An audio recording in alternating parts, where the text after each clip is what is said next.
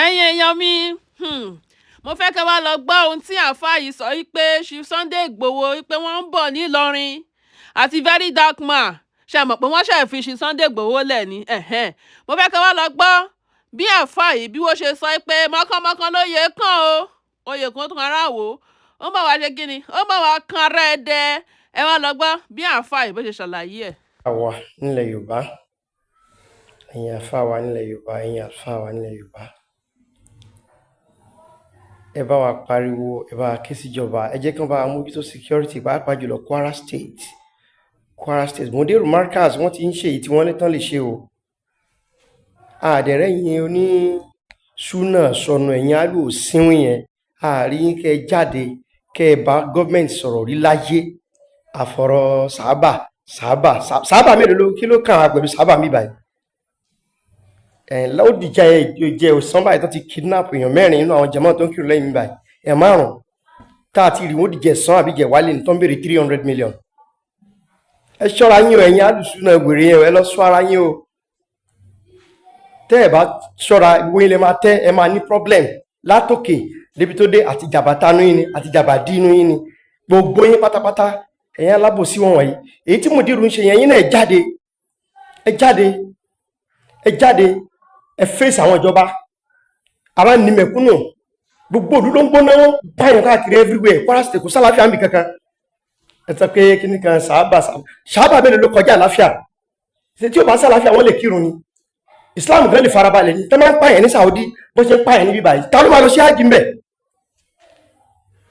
à ń bọ̀ wá fún gbogbo yín o and we are coming to call some people in a máa ṣe fídíò kan fún yín very dark man mọ múra kalẹ̀ Sunday Igboho mọ múra kalẹ̀ you are coming to Kwara State then ẹ̀yin àfáà tẹ́ wà lọ́yọ̀ọ́ Ọ̀ṣun káàkiri Kogi tẹ́ ẹ̀ bá dìde sí Kwara State ẹ̀yin Yorùbá tẹ́ wà lọ́yọ̀ọ́ tẹ́ ẹ̀ bá dìde sọ̀rọ̀ Kwara State tí wàhálà yìí bá fi pọ̀jù báyìí lọ tó bá fi pọ̀jù báyìí ó máa padà kan gbogbo yín o wàhálà ó máa padà kan gbogbo yín mò ń sọ ní èyí tí mo sọ yìí Ọlọ́run ló mọ èyí tí yẹn máa sọ gbẹ̀yìn mo sọ tèmi nìyẹn we don't know who is next la ṣe ń pariwo tell people government is not doing well they are not doing well say this to save life.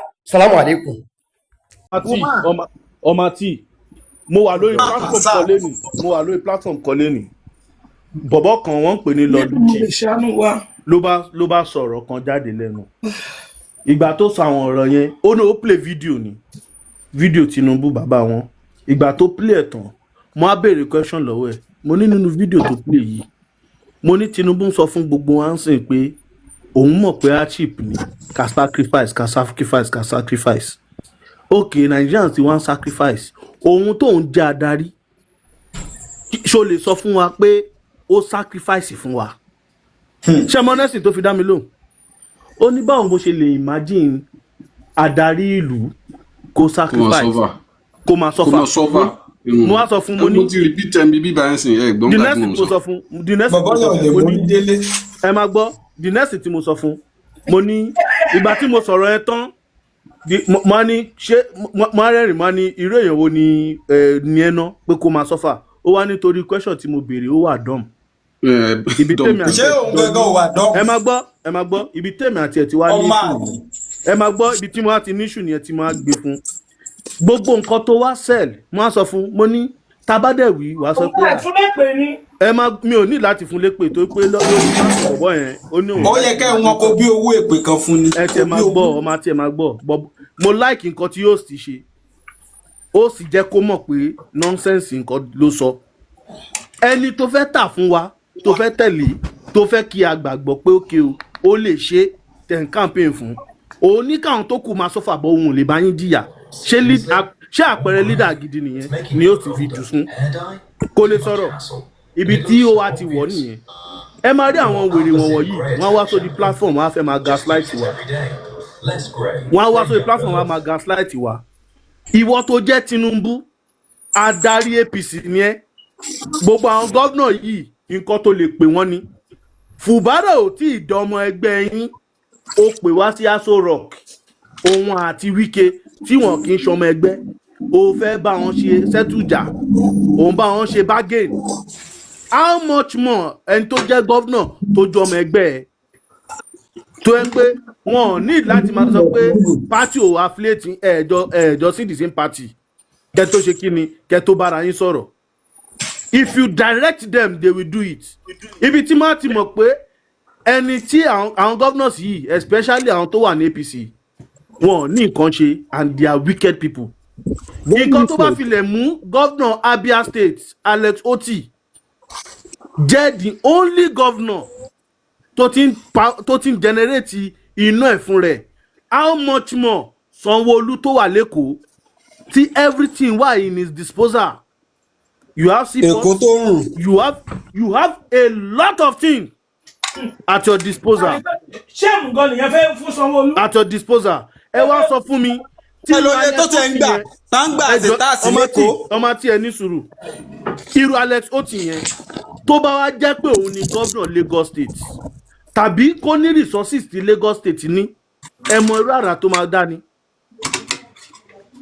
Máa wọ àwọn pípọ̀ wáyé mọ́ ní àwa tá jẹ́ ọmọ Yorùbá tí Èkó yẹn ta lómi yẹn tó assist wa ta ní gbogbo seaport tí finances wọlé ẹ wá wo Abia yẹn o. Ilẹ̀ Igbo tẹ́ni kò develop ni o but there is a governor there now that has made a change, a difference. He has made a landmark for himself. Táwọn people yìí bá sọ pé àwọn ọjà lọ. Ẹ máa gbọ́ àwọn èèyàn máa move lọ síbẹ̀ yẹn sìn. Táwọn èèyàn bá sọ pé àwọn ọjà lọ. Táwọn èèyàn sọ pé àwọn ọjà lọ àwọn fẹ́ kúrò. Ṣàrò pé àwọn ilẹ̀ Igbo ní develop ní jù wá lọ ni. Tí náà ti wà ń bẹ̀ 24 hours. Ṣàrò pé wọ́n ní develop ní. Ẹ wá wo Èkó. Àwọn tọ́ọ̀gì ni wọ́n fún lówó kiri. Àwọn tọ́ọ̀gì ló ń ṣàkóso owó kiri. Owó tẹnu sí nìkan ń gbà ó ṣe gbogbo rẹ̀. Àwọn ló ń wọlé màkókò slum kiri. Àwọn ló ṣe gbogbo yẹn. MC bọ́ndù bọ́ndù. Of electricity tí Tinubu ti sign tí ò lè pé Sanwó-Olú pé ó yá let's do this. Wọ́n máa ṣe bande normal ṣìwà àti bambi. Táwọn olórí burúkú kan wọ́n á bọ́ sórí platform yìí wọ́n máa sọ pé ilẹ̀ East kò develop. Gọ́vnà wọn ló ti ṣe bẹ́bẹ́ nìyẹn. Èkó kò yẹ kó rí bẹ́ẹ̀ pẹ̀lú gbogbo allocation àti every month tax kò yẹ kó rí bẹ́ẹ̀ rárá.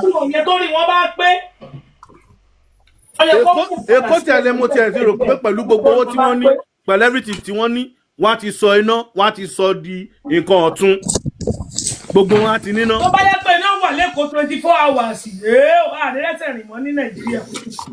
But rárá wọn ṣe síbẹ̀ wọn máa sọ pé he built Lagos síbẹ̀ gbogbo nǹkan tó sign wọn ò mú lò. Wọn ò mú lò. Dìdìrín tó wà ń bẹ̀ dìdìrín dátọ́ tó wà ń bẹ̀ ṣèbó máa kúrò ń bẹ̀. Ẹ wá ríran wò. Èdè tó fẹ́ ṣe wọ́n lè dànù ni. Ìtò fẹ́ ṣe wọ́n lè dànù. Wọ́n ní kò ṣe Tinubu ló ṣẹ̀ ó ṣàwọn àgbàdo. Ilẹ̀ tán pariwo sí. Kí ló dé tí ó fi ṣàwọn àgbàdo? Ilẹ̀ tán pariwo sí Zenko ti ra ọ̀pọ̀lọpọ̀ nú ẹ̀ Zenko. Ó ti ra ilẹ̀ yẹn tán.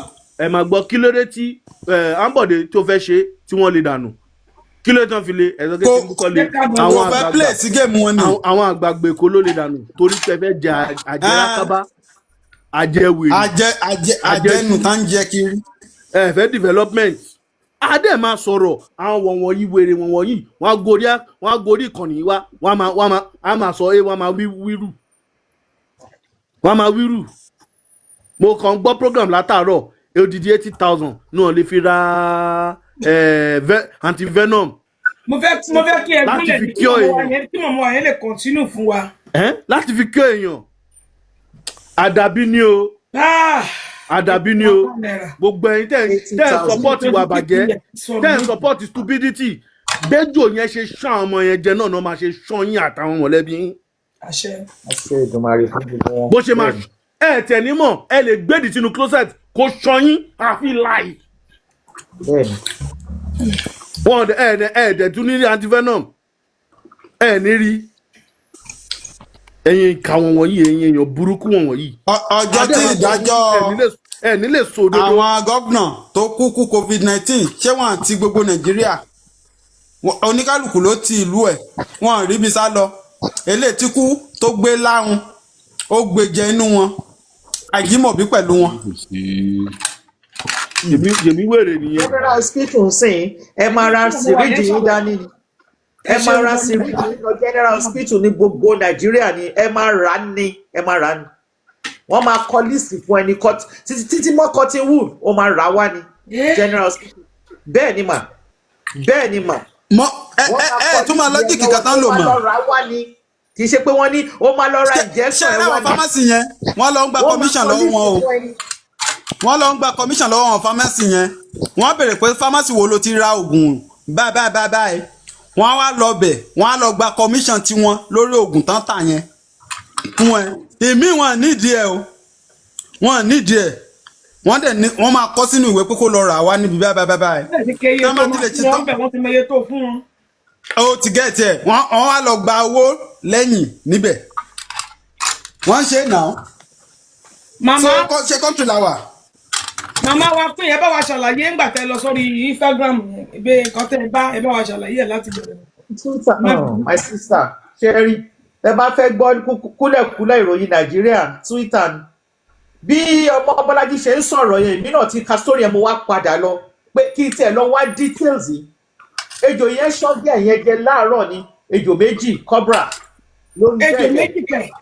méjì ló ṣan méjì cobra ló ṣan between 8 and 9 láàárọ̀ lórí bẹ́ẹ̀dẹ̀ ló ṣan ó dìde ó pariwo síta àwọn èèyàn sá sí ọ̀dọ̀ ẹ̀ wọ́n so ọwọ́ yẹn neighbor fẹ́ gbé lọ sí hospital mọ́tò ẹ̀ ò start bẹ́ẹ̀ yẹn sá jáde ní compound ó gbé kẹ̀kẹ́ ó gbé bicycle ó rush ara ẹ̀ lọ private hospital ìgbà tó máa dé private hospital bẹ́ẹ̀ ni òun fúnra rẹ̀ ló gbé kẹ̀kẹ́ bẹ́ẹ̀ ni ó gbé kẹ̀kẹ́ ó dé private hospital àwọn yẹn láwọn ò ní wípé kó máa lọ Federal Medical Center ó tún wá pé call bíi Uber fúnra ẹ̀ ó tún pé Uber bíi ó ṣàpè ride ó gbé dé Federal Medical Center by that time fúnra ẹ̀ ó ti bẹ̀rẹ̀ sí ní pé àwọn ọ̀rẹ́ àwọn ẹ̀gbọ́n àwọn uncle pé nǹkan báyìí ó sì ń sọ̀rọ̀ pé nǹkan báyìí ló ṣe òun ti ń lọ Federal Medical Center by the time tó dé Federal Medical Center nǹkan tó fi so owó ẹ̀ kí poison yẹn má kọjá lára ẹ̀ mọ́ wọ́n tú bẹ́ẹ̀ ni wọ́n gbé sórí bẹ́ẹ̀ wọ́n bẹ̀rẹ̀ sí ní pàṣẹ drip nínú drip yẹn wọ́n ní wọ́n bẹ̀rẹ̀ sí ní pàṣẹ antivenom but antivenom yẹn kò tó wọ́n ló ti tán ẹ máa gbọ́ o wọ́n ló ti tán wípé káwọn family ẹ̀ lọ rà wá ní nearby pharmacy káwọn family ẹ̀ tó lọ wọ́n notice pé gẹ̀yìn ò sọ̀rọ̀ dáadáa mọ́ yìí tó jẹ́ ẹ̀gbọ́n ẹ̀ ọmọ ìyá àti bàbá ẹ̀ ó lọ́kàn wọn ò balẹ̀ bẹ́ẹ̀ lòun fóònù àwọn ọ̀rẹ́ tó wà lẹ́gbẹ̀ẹ́ pé báwo ni ìkọ́ lòun ò tẹ̀mọ́ kan tó ń ṣẹlẹ̀ o on their way back pẹ̀lú venom tí wọ́n lọ rà yẹn antivenom sister ó ti dákẹ́. jẹ́ òun èkó ejò bùjẹ́ ká ní sọ. Ìfúnnáyà. ta ló ń jẹ́ bẹ́ẹ̀. àbújá ní pọ́pọ́ ẹni tí mo gbé sórí prógráàmù ní VJ. ṣé ẹ gbọ́ kẹta ọ̀sán látàárọ̀. ó lè níwà. òun nìyẹn lórí picture queen. ó Fúnnáyà ta lòun. Ó kọrin, she's a choir member, she's a singer. She's 25 years old. Ìjẹ́ tún ní tattoo ni, ṣé ó gbọ́dọ̀ jẹ́ èèyàn kan ni? Ṣé ó gbọ́dọ̀ jẹ́ èèyàn kan ni? No, definition topic ni mo ń ṣá láti sọ. Ṣé Fúnnáyà? Ṣé ẹni ò gbọ́ pé ìwọ́n òun nìyẹn? Orí bẹ́ẹ̀dì ẹ̀ ló wà tí ejò sọ ejò méjì cobra. Ó nìyẹn, fọ́tò ẹ̀ nìyẹn. Fọ́tò ẹ̀ nìyẹn, Fúnnáyà ló jẹ́, she's 25 years old. Ó gbé machine lọ sí private hospital. Ìgbà tó débẹ̀ àwọn ẹláwò ní antidote kó máa lọ Federal Medical Center. Fúnra ẹ̀ ó pe call bóyá Uber ó ṣàpè ride ó gbé rẹ̀ lọ Federal Medical Center. Nǹkan tó fi so ọwọ́ ẹ̀ kí poison yẹn má kọjá mọ́ wọ́n tú wọ́n gbé sórí bed wọ́n bẹ̀rẹ̀ sí ní pass drip. Wọ́n ní nínú drip yẹn wọ́n fún ní antivenom. Nọ́mbà sọ fáwọn family pé antivenom ti tán o àwọn ò ní mọ́ lọ hospital kan lọ rà wá you can imagine. Kan tó dé pẹ̀lú antivenom Ìfúnnáyà ti kú.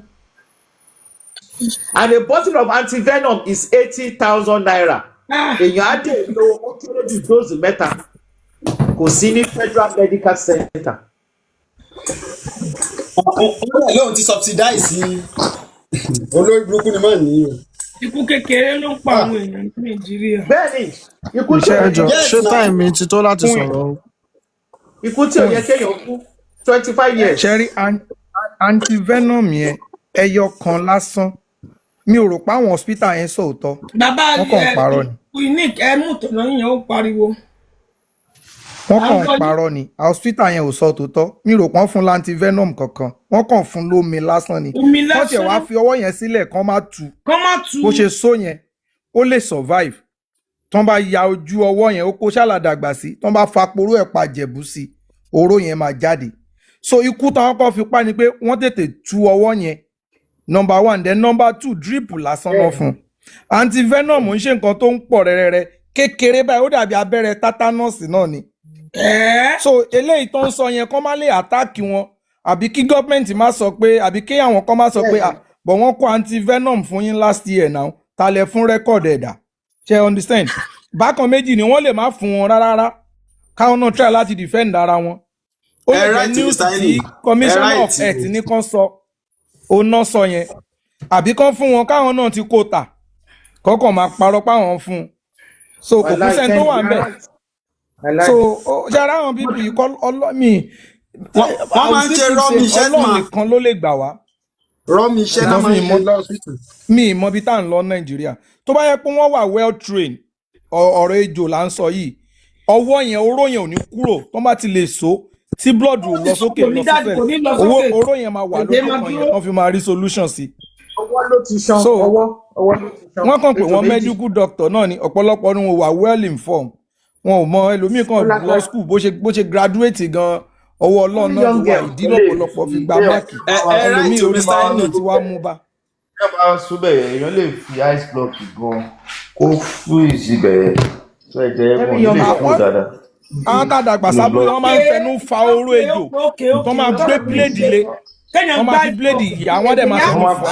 wọ́n máa fi ice block sí ẹ̀jẹ̀ yẹn á dì kò ní lè kúrò ní ibi tó wà. àwọn yẹn náà gbà tó ti wọ́n ti lórí tíúkà. wọ́n gbá ice block sí kọ́ máa gbé lọ sí hospital kò ní ilẹ̀ ẹ̀jẹ̀ yẹn máa fún ìgbà wá so akọ ẹ̀jẹ̀ á lọ dì pa ni. lè ṣe gerege.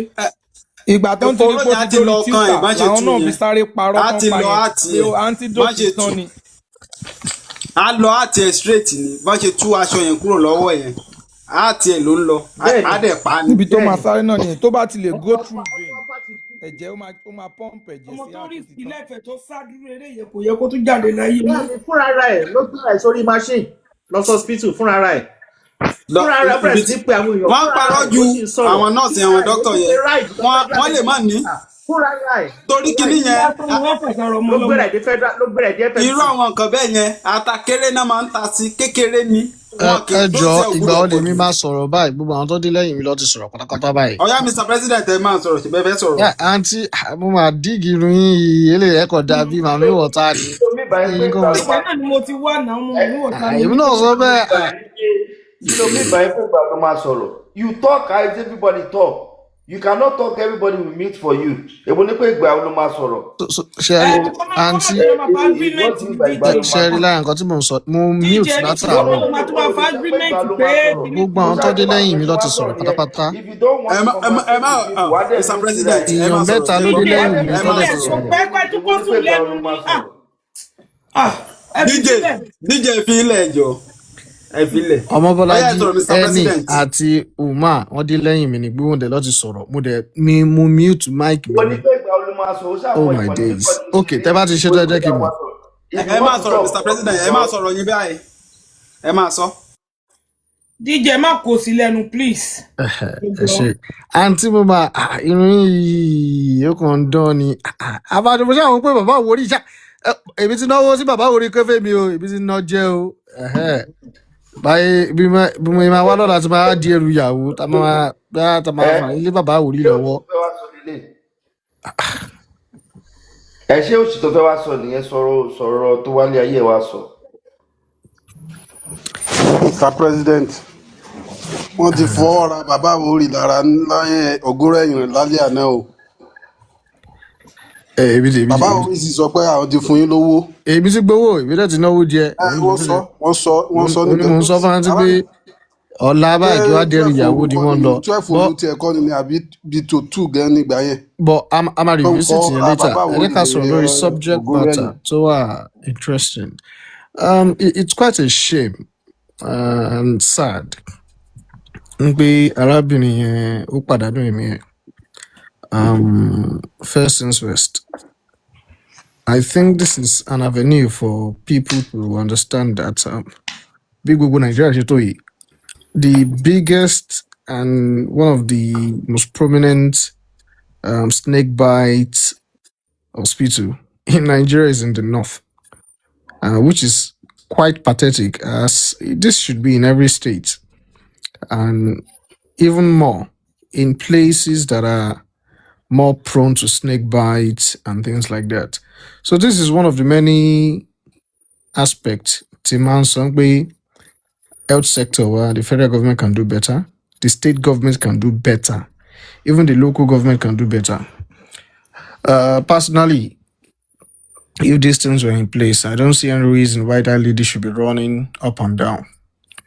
In fact, oríjì ní àdúgbò ẹ̀ náà ló máa ti rí kí ló ń pè tó ti máa rí láti máa gbé kíní àwọn aṣáyé fún, because traveling alone, moving around is very, very dangerous.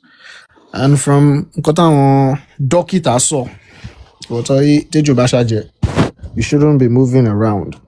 You should, that place, you should hold still till the treatment or the antivenom is administered. These are one of the many things that I need to look into. We must hold the federal government accountable. We must hold our state governments accountable. And we must even hold our local government accountable. And we must even hold the Ministry of Health accountable, because all of these things, we need to educate and properly. And we also oríṣiríṣi tíjú bá ṣàìjẹ́ fi blọ́ọ̀kì sí, tí ó bá ṣàìjẹ́ solókùn pa. I mean, I'm not saying it's not true. I mean, but again, from medical practitioners, all of these things don't work. Because from research, most times snake bites 30 to 50%. Sometimes there's no venom. So I would look at this holistically and ensure that Gbogbo ibi tí, this is one of the things to with data lè solve for ibikíbi tí ó bá ti prone sí constitute a snake bite cure or treatment facility in that area, and ensure that people have access to it. The funniest part be sorry, hospital tó wà ní north yẹn, àwọn Nigerians nǹkan ṣe ló kọ́ ló tún wá ń lò. Àwọn èèyàn wá láti Chad, wọ́n wá láti Niger, that's why my hospital yẹn, just one, and a few other ones that are scattered all over the north. I don't think there should be no reason we shouldn't have that in the east, west, and everywhere else. Thank you very much. Mo fẹ́ béèrè question for Mr. President. Go ahead. Local government tí ò gba location, ṣáwọn lèèyàn fẹ́ hold accountable. Again, Benny, Momo, I'm quite aware, but Ali, you're in the equation. I would have football no long. About the local government long. I love found a guy long. Everybody want to long. No, I'm sorry to say, kò síbẹ̀ you fẹ́ fún local government lọ́rùn. Nǹkan tẹ́ fún wọn lẹ́ ń béèrè lọ́wọ́ wọn yẹn náà. Àwọn tán yarí lógún pa àwọn fẹ́ máa gba. Let me ask you a question. Ṣé ẹ rí pé bọ̀dá dàpọ̀ kó wọn sẹ́wọ̀n? Local health centers ládùúgbò ní àwọn àdúgbò ta ló ń control ta ló ń manage. Local government. Thank you very much. So báwo náà ṣe fẹ́ function? Ngbà tán fún wọn l'allocation tó yẹ pé salary nìkan náà ń gbà. Ṣé kàn fi salary wọn ra oògùn sí primary health center ni? To me, on a norm, àwọn yẹn gan ló yẹ kán take care jù, because àwọn náà wà grassroots. Local government mi ò ní, wọn ò ní private hospital, because wọ́n believe pé wọn lè rí much ńbẹ̀. Gbogbo àwọn local health center yẹn gangan, àwọn náà wà under risk of ejò. Kéjò tó lè bùyàn jẹ́ city máa ń pẹ́. But àwọn tó ń gbénu gbó tílé wọn kìdìbọ̀ gbó, àwọn rural area, ìgbèríko tẹ́ ń gbé àpótí ìbò lọ. Tọ́n bá fẹ́ selection sin gbogbo wọn lè máa gbé àpótí ìbò dọ́dọ̀ wọn. But wọn rògùn, wọn rí kankan, wọn ọ̀rọ̀ náà lò. tìyẹn tiẹ̀ tún sì dá ṣe bó tiẹ̀ sì rọ́nà jáde oko lábúlé lọ́dọ̀ tiwa kẹ́ tó lè jáde títí o máa fẹ́ tó 3 hours ọ̀nà tó yẹ kán rìn 20 minutes 3 hours wọ́n sì wà lójú ọ̀nà so báwo lẹni ò ṣe ní kú so a kàn ń lè hold local government accountable fún nǹkan tó ń ṣẹlẹ̀ yìí ìṣàwọn tán release allocation fún lẹ́fẹ́ bí wọ́n lérè pé owó nǹkan téèyàn ò bá fún yàn ṣé èèyàn lè béèrè ẹ̀ lọ́wọ́ èèyàn ni kí n sọ pé ok salary pé kẹ́ san salary fún mi ṣìn ṣe lè san nígbà tí ń ṣe pọ́n kó salary mi fún yín state tá à ń sọ yìí gan tẹ́ bá dé state àbí federal tẹ́ bá ní ẹni tó ń bímọ lọ́wọ́ recently gbogbo ẹrù ọmọ wọ́n máa kọ glove mọ́ gbogbo nǹkan tó máa lò tẹ́ bá fẹ́ bímọ náà máa kọ fún yín madam kan sọ̀rọ̀ kan lẹ́ẹ̀kan wọ́n ní tẹ́ bá dé hospital àwọn máa ní kẹ́ lọ ra syringe wa kíní yẹn ti wà ti pẹ́ nígbà tá a ti ń grow up náà ti bẹ̀rẹ̀ orí burúkú yẹn tó bá fẹ́ fún yín lábẹ́rẹ́ wọ́n á ní kẹ́ lọ ra syringe wa fúnra lára yín tó bá dẹ̀ máa kọ́ wọn ní kọ́ ẹyọ kan wọn ní kọ́ méjì wọ́n máa kọ́ 10 nínú 10 yẹn lè má lò ju 5 lọ tẹ́ bá jẹ́ alágídí èèyàn nígbà 5 tó ṣẹ́kù lọ́wọ́ wọn. So Mr. Eyin, so let's call a spade a spade. Can I ask you a question? Yes sir, you can go ahead. So all this your comment, is it directed to me or to who? It's a question. No. All it was this directed to you when you said we need to go local government. Why are you directing it to me? Did you vote me in? Vote me as governor here or local government? Because I don't understand. I didn't vote you, and you are not part again. Of my submission is not supposed to make you happy. So I said what I said, and if you if you don't understand, I mean, it's up to you. I'm not going to take my time to explain to you. What I'm saying is clear. I understand. I am saying that he only replied to your governor, what you said, local governor, local government. Okay, let me hold accountable. I want to know why. So again, and the tactics to one bet listen to me again, sir. In a local government, local government bawa, room kobe prone. Sherry, am I the camera phone? Can you book with excuse? State in fún wọn lówó, wọ́n lè máa gbowó directly o, but state in fún wọn lówó. Ìwọ̀n bówó tán fún wọn, if they truly want to work, they will do what they will do. Olóṣì gbogbo wọn pátápátá, olè dín gbogbo wọn. That's what I'm saying. Olè dín gbogbo wọn, nobody is exempted. But to say they are not giving gbé wọn fún wọn tọrọ kọ́bọ̀. Now, let me give you an example. Ní ẹ̀dẹ́kàlù àdúgbò kan tó yẹ pé okay, snake bites were very very prone. That way tó yẹ pé ejò máa ṣàn ṣàwọn èèyàn jẹ ni àwọn èèyàn máa ń kú. Wọ́n bá tọrọ kọ́bọ̀ tó bá fún state local government kìíní yẹn. Kí ni kó fi kọ́kọ́ ṣe gbàrà? Sir, can I answer that question? Sherry, ẹ má jẹ́ ká parọ́ tanra wa jẹ. We need to be sincere with ourselves. Okay, let's say local government allocation jẹ́ each local government jẹ́ 100 million. State gbà sọ́dọ̀. Kí ló dé tán release 100 million yẹn fún wọn? Ńgbà tẹ́ bá máa fún wọn lówó inú 100 million tẹ́ gbà sọ́dọ̀ ẹ release bí 50 fún wọn. 50 yẹn kí lẹ rò pọ́n máa fi ṣe. Àwọn náà máa mú tí wọ́n bẹ̀ wọ́n máa fún local government councillor náà. Ibo náà ti tẹ̀ ti fẹ́ rí 50. Ibo náà ti fẹ́ rí 50 ọ̀. Wọ́n á lè rí 50. Kájẹ sọ pé àwọn fún 150. But kí ni reason tí state governor ṣe release allocation tí wọ́n ṣe bẹ́ẹ̀ ti gba ti yín? Why are you still holding their own fund? Lẹ́yìn ìgbà tán ti triple owó yín. Ṣé ọ̀rọ̀ tí à ń sọ ṣé ọ̀rọ̀ snake venom yẹn là ń sọ ni àbí ọ̀rọ̀ nǹkan mi? Èmi fẹ́ ká padà sí orí ọ̀rọ̀ snake venom.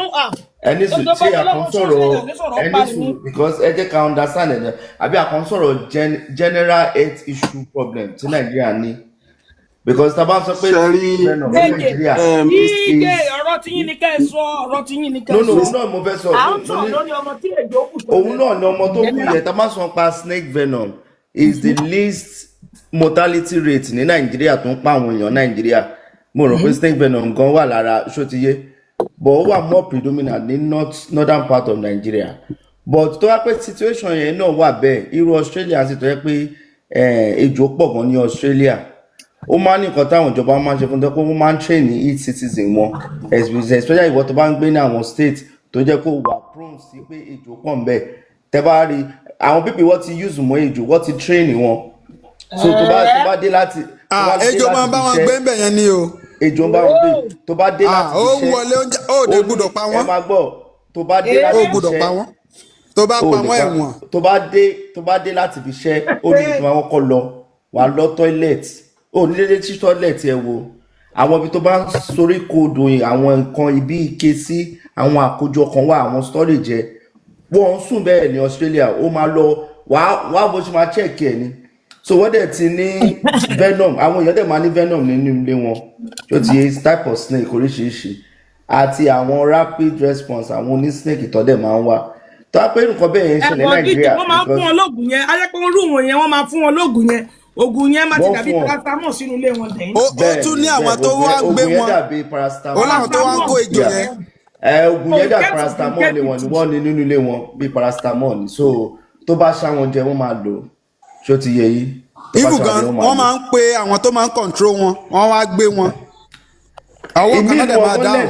ìmí nínú wọn gan wọ́n lẹ́nu bó ṣe ń gbé wọn but situation irú ti Nàìjíríà táwa ní irú Nàìjíríà is so sad ni pé lady yẹ ó kú nígbà tẹ́mi wà ní school nígbà tí mo wà lásù ẹ̀pẹ̀ engineering ní ọ̀dọ̀ wa ejò máa ń yọ dáadáa ní hostel wa a use mọ́ but a use láti lè pa but the only thing náà ni pé tó kàn máa ṣẹlẹ̀ ní alẹ́ yẹn tó bá pín ó mọ ẹ̀pẹ̀ dáadáa engineering kìíní a use mọ́ pé ibẹ̀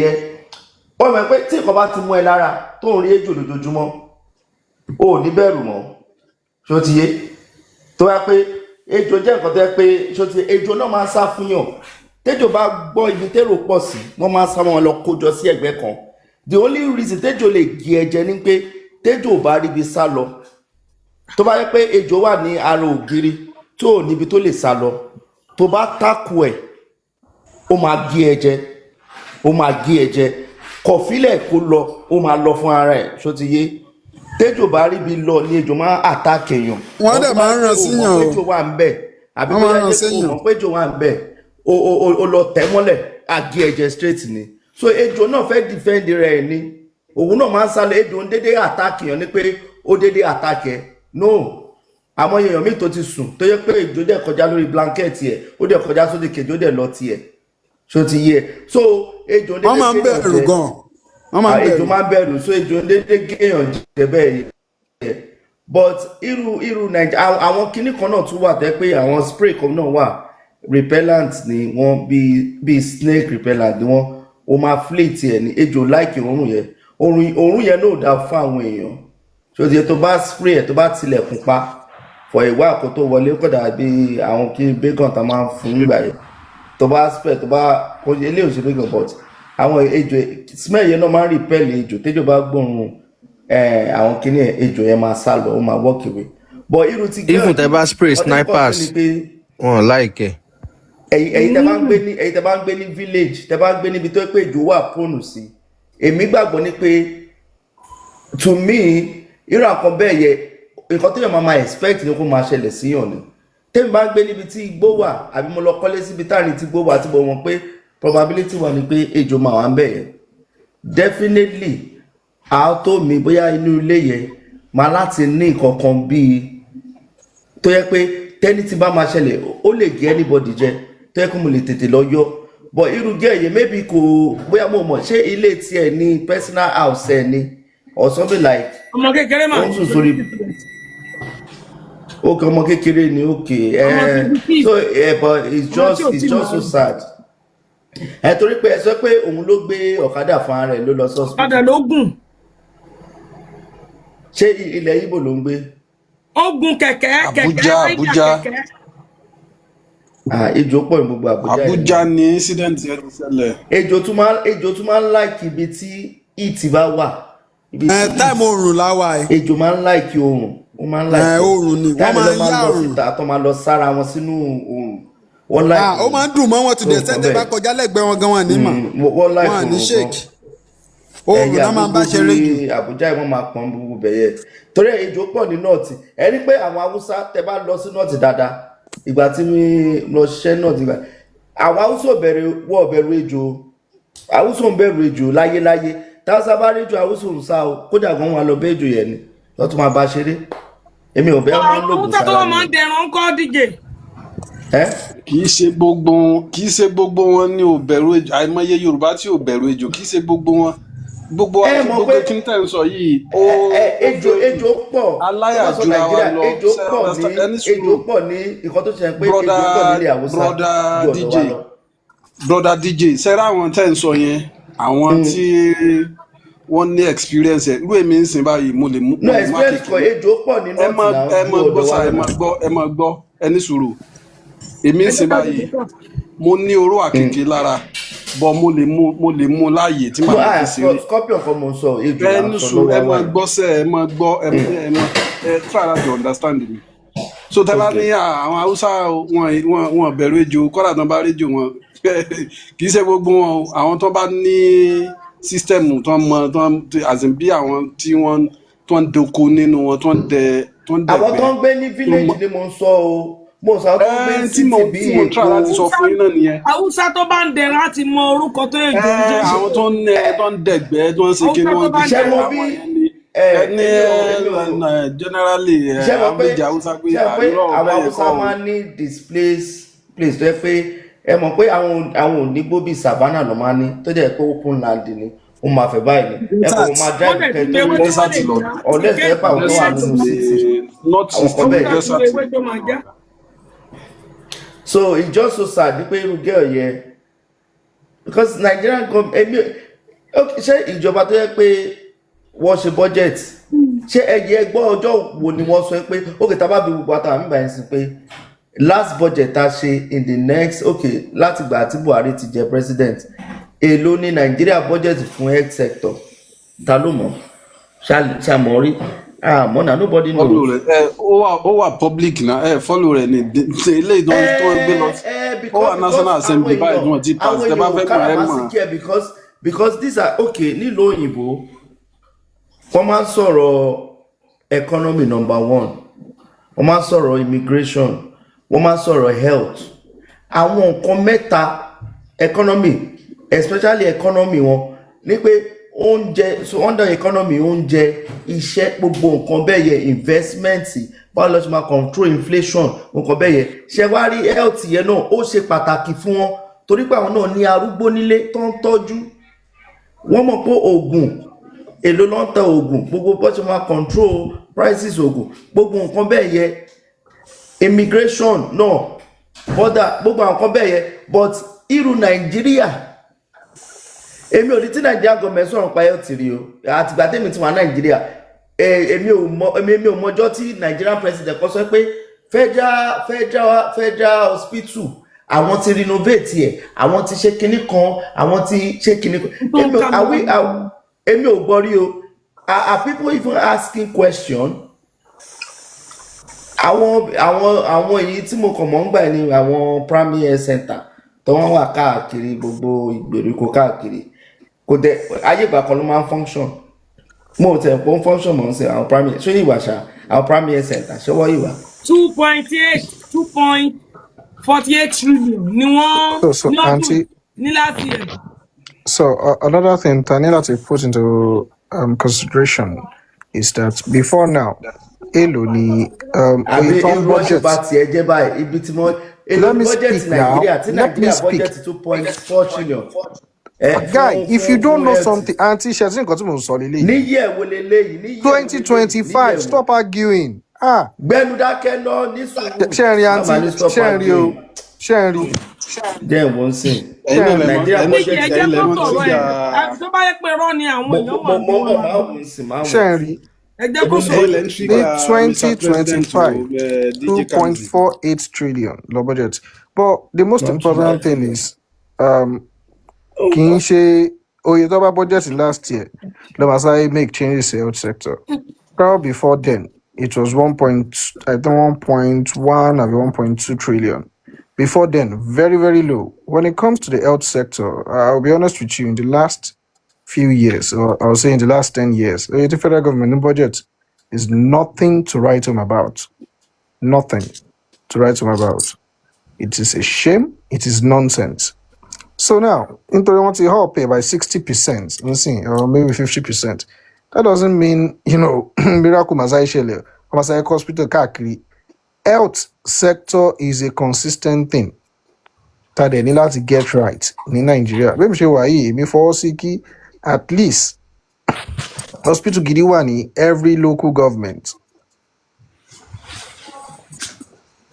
Every local government kọ́ wá kó local government márùn-ún àbí mẹ́fà pọ̀ kọ́ kó pọ̀ kọ́ fi specialist kan sápá àbí kan kọ́ tún fi specialist sápá ibòmíì kọ́ wo problem tó ń tẹ́ bá ní ká wo excuse me tá bá lọ sí northern part of Nigeria there is a specific disease àrùn kan wà ní northern Nigeria tó yẹ pé it is prevalent níbẹ̀ tó yẹ pé tẹ tó kéèyàn mẹ́wàá pọ̀ èèyàn méjì ń bẹ̀ yẹn ṣá ó máa lárùn yẹn tẹ bá wá sí ìsàlẹ̀ ọ̀dọ̀ wa náà tẹ bá kọ́ àwọn èèyàn mẹ́wàá náà ẹ máa rí kọ́ fi specialist gbogbo ibẹ̀ yẹn ibi tí ó bá tún kú díẹ̀ káàtó kọ́ fi hospital há síbẹ̀ yẹn simple as that and it's not even one thing that we tó máa ṣáyé ṣẹlẹ̀ in overnight it's not it's in fact I'll be honest with you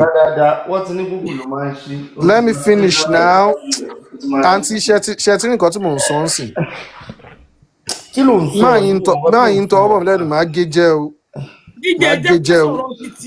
máa gé jẹ́ o so nígbà tí mò ń gbé ní Asia in fact ẹ máa rí àwọn èèyàn tó ń travel 300 kilometres tó ń drive 300 kilometres wá sí specialist hospital so wípé specialist hospital jìn síbi kan yẹn ò mean anything I've seen it in a working country in Asia working Asian country àwọn èèyàn máa drive 306 hours wá ṣe one or two things ní specialist hospital. The most important thing is a ní láti hold àwọn ìjọba wa. náà ti rí ohun tí a mú wá fún wa lénìí ẹ bá wa like ẹ bá wa share ẹ bá wa subscribe sí orí Òjíṣẹ́ TV ẹ bá wa tẹ notification bell sí àtàwọn bá tún mú àwọn àkọ̀tun wá fún wa ẹ̀yin lẹ́ ò kọ́kọ́ máa rí títí di ìgbà tá ò tún máa pàdé lórí Òjíṣẹ́ TV ó dàbọ̀.